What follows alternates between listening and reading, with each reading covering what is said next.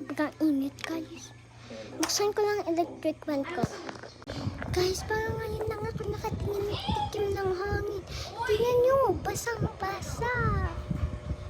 Kanina pa ako nag-struggle, guys, na sobrang init. So, guys, ito yung picture ko dati nung ano pa ako, mga daycare. Nakakamiss. Kasi ang cute ko dati yun. Ngayon, tingnan mo, hindi pa ako nag-glow, guys.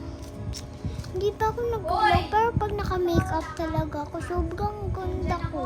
Tapos guys, ito yung iPhone ko na pinakita dati. Yung iPhone 17 Pro Max. Ito yung Pro Max natin. So guys, kaya nga pala ako nag-video.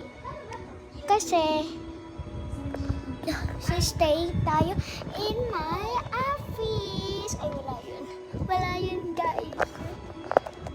Bye muna ya.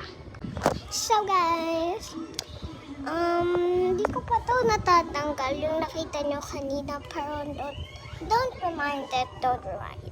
So, alam niyo naman ako, nag-i-English ako minsan. Pero minsan naman, nag-ano rin ako, wait lang. Alam niyo ba na nagtatatagalog rin ako? Kasi sa personal, nahihiga ko sa inyo guys kasi I'm too shy na pakita na nasa Philippines ako nakatira. Ano yun? Kasi parang walang magkukomment sa akin, hindi nila ako maiintindihan. Kaya nag-i-English ako guys. Pero ngayon, give up na. Kailangan mo mag-vlog. So guys, vlog nga pala. So, let's go. So man, bye muna guys.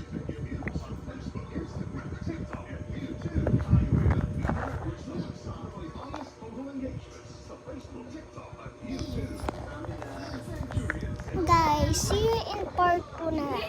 Kasi yung no longer parang magsasara na. Okay, bye. Bye.